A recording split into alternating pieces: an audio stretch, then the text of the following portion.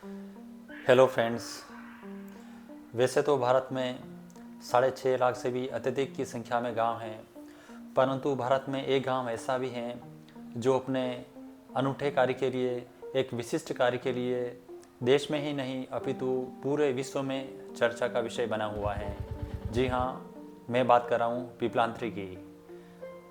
तो जैसे ही आप इस गांव में आते हैं तो आपको कुछ ऐसे छोटे छोटे वाटर कंजर्वेशन के लिए डैम देखने को मिल जाएंगे और इसके साथ ही पर्यावरण संरक्षण के लिए, एनवायरनमेंट प्रोटेक्शन के लिए, सॉइल डिफॉरेस्टेशन के लिए आपको ऐसे बहुत सारे एग्जांपल देखने को मिल जाएंगे। तो आइए मेरे साथ अपन चलते हैं पीपलांत्री में। जैसे ही आप पीपलांत्री के इस कन्या उपवन में प्रवेश करते हैं तो आपका स्वागत होता है इस सड़क के चारों तरफ लगे हुए सघन घने वृक्ष, जो आपको अनायास ही अपनी ओर आकर्षित करते हैं, आपके मन को मोह लेते हैं। So hello friends, welcome to my YouTube channel. मैं हूं आपका दोस्त रजनीकांत। तो आज मैं आ गया हूं पीपलांत्री में, जो कि राजसमंद में है और कांकरोली से अराउंड 15 किलोमीटर दूर हैं। तो पूरे देश में ये पंचायत और ये ग्राम काफ़ी फेमस हैं, काफ़ी चर्चित हैं अपने प्लांटेशन के लिए, अपने यूनिक एक्टिविटीज़ के लिए। तो आइए मेरे साथ और मैं आपको इस गांव की और इस पीपलांत्री गांव के अंदर जो फॉरेस्ट इन्होंने डेवलप किया है या वाटर मैनेजमेंट के लिए इन्होंने जो भी प्रयास किए हैं तो उसकी मैं आपको शेयर करवाता हूँ। तो अभी मैं खड़ा हूँ कन्या उपवन केंद्र में। तो यहाँ पे बहुत सारे प्लांट्स लगा के इन्होंने एक सूखी हुई पहाड़ी को पूरा एक ग्रीन बेल्ट में कन्वर्ट कर दिया है। तो आइए मेरे साथ।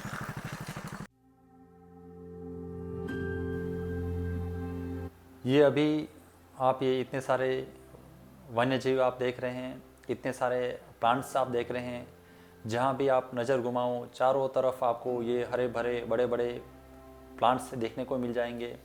किसी समय यहाँ पे कुछ भी नहीं था, एक भी प्लांट नहीं था। तो इसके पीछे एक रोचक कहानी है कि कैसे यह एक बंजर भूमि एक हरे भरे वन के रूप में परिवर्तित हो गई। तो बात है सन 2007 की, जब यहाँ के सरपंच साहब श्री श्याम सुंदर जी पालीवाल हैं। तो इनके एक बेटी थी जिसका नाम किरण था। तो किसी कारणवश से किरण की डेथ हो जाती है। तो सरपंच साहब ने अपनी बेटी की याद में एक प्लांट लगाना चालू किया। धीरे धीरे इन्होंने अपनी इस मुहिम में अपने साथ में गांव वालों को भी जोड़ लिया और एक ऐसा सिस्टम बना दिया, एक ऐसी परंपरा बना दी कि गांव में किसी भी के भी यहाँ जब किसी बेटी का जन्म होगा तो यहाँ आके इस पहाड़ी के ऊपर गांव के सभी लोग मिलके बेटी के जन्म के उपलक्ष्य में 111 प्लांट्स यहाँ पे लगाएंगे। तो धीरे धीरे ये जो क्षेत्र हैं आप देख रहे हैं, तो प्रत्येक वर्ष यहाँ पे जब भी बेटी का जन्म होता है तो गांव के सभी लोग आके स्पेशली जो वर्षा काल होता है उसमें प्लांट्स लगाते हैं। तो विगत 2007 के बाद में इन्होंने इस पहाड़ी को पूरा एक जो सूखी धरती थी उसको कन्वर्ट करके इन्होंने एक हरे भरे ग्रीन बेल्ट में इन्होंने कन्वर्ट कर दिया है। और एक अनुमान के मुताबिक इन्होंने लगभग 3 लाख से भी अत्यधिक प्लांट लगा के इसका जो स्वरूप है इसको पूरा आप इन्होंने चेंज कर दिया है। तो पूरे देश में ये एक काफ़ी चर्चा का विषय बना हुआ है कि कैसे एक आदमी ने अपने गांव वालों के साथ में मिलके एक जो यहाँ का जो आसपास का जो एरिया है इसको ग्रीन बेल्ट में इन्होंने कन्वर्ट कर दिया है। इसके अलावा कंटिन्यूस माइनिंग के कारण यहाँ का वाटर लेवल काफ़ी नीचे चला गया था। तो इन्होंने छोटे छोटे चेक डैम बना के अपने वाटर लेवल को भी इन्होंने काफ़ी इम्प्रूव किया है। इसके अलावा इन्होंने बहुत सारे इनिशिएटिव लेके यहाँ के जो लोकल महिलाएं हैं, लेडीज़ हैं, उनके लिए स्वरोजगार की योजनाएं चालू की, जिसमें इन्होंने इस क्षेत्र में जो औषधीय पौधे हैं उनको भी लगा के इन्होंने महिलाओं के रोज़गार देने का प्रयास किया है। तो आप जैसे ही इस गांव में आएंगे तो आपको ऐसा लगेगा जैसे आप कहीं केरल में आ गए हैं, जबकि ये केरल नहीं है, ये राजस्थान है। और राजस्थान जाना जाता है अपने सूखे के लिए, अपने डेजर्ट के लिए, अपने काफ़ी कम प्लांट्स के लिए। बट जैसे ही आप यहाँ पे आते हैं तो आपको चारों तरफ इतने सारे प्लांट्स देखने को मिल जाते हैं, क्योंकि यहाँ से पूरे भारत से भी नहीं, बाकी विदेशों से भी बहुत सारे जो फॉरेनर हैं यहाँ पे आते हैं और यहाँ के अनूठे कार्यों को देख के काफ़ी आश्चर्यचकित होते हैं कि कैसे एक आदमी के प्रयास से, एक गांव वालों के प्रयास से ये जो लैंड था जो बिल्कुल बंजर हो चुकी थी वो एक ग्रीन बेल्ट में कन्वर्ट हो गई है। जैसे ही आप पहाड़ी के ऊपर जाएंगे, धीरे धीरे ऊपर की तरफ जाएंगे, तो चारों तरफ आपको रोड साइड पे चारों तरफ आपको ये ग्रीन बेल्ट दिख जाएंगे, प्लांट्स दिख जाएंगे। ये प्रत्येक प्लांट, ये जो इतने सारे पौधे लगे हुए हैं, ये बता रहे हैं कि इसको लगाने में लोग कितना टाइम लगा, कितने वर्ष लगे और इन लोगों को कितना प्रयास करना पड़ा। तो अगर एक आदमी भारत में ऐसे कार्य करके, ऐसे यूनिक एक्टिविटीज़ करके बेयरलैंड को, जो अनुपजाऊ भूमि है, उसको अगर ग्रीन बेल्ट में कन्वर्ट कर सकता है तो अपन क्यों नहीं कर सकते हैं। तो इसी कार्य के लिए यहाँ के सरपंच साहब को भारत सरकार ने पद्मश्री से भी सम्मानित किया 2021 में।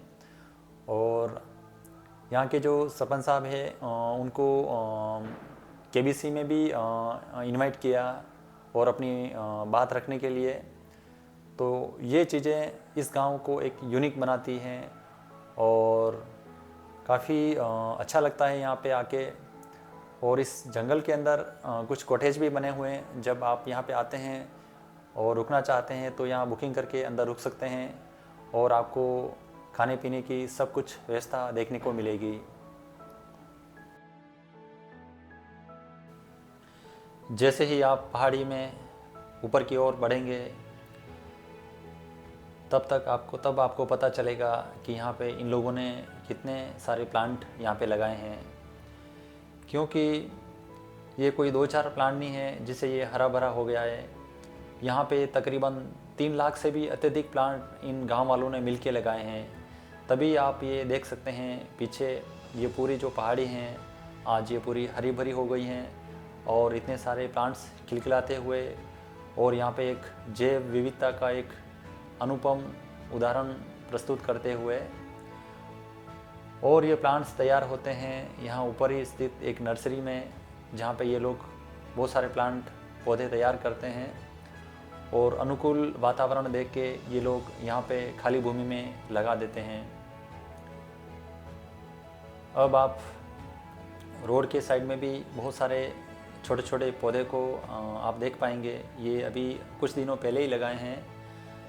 आने वाले समय में धीरे धीरे ये बड़े वृक्षों का रूप लेंगे और यहाँ पे बहुत सारे पंछी इन पे बैठेंगे और अपना बसेरा यहाँ पे बनाएंगे। अपने लिए तो सभी घर बनाते हैं, कभी इन पंछियों के लिए, वन्य जीवों के लिए भी ऐसा घर आप बनाइए, आपको बहुत अच्छा लगेगा। ये पीछे का शानदार व्यू जो अब बिल्कुल एक ग्रीन बेल्ट में, डेंस फॉरेस्ट में ये कन्वर्ट हो चुका है, तो इसको देखते ही इतना अच्छा लगता है, हा, जैसे परम आनंद आ गया वो। तो ये था पिपलांत्री का टूर। आशा करता हूँ आपको ये यहाँ के लोगों का ये जो कार्य है प्लांटेशन का आपको अच्छा लगा होगा। और मिलते हैं किसी नए ब्लॉग में।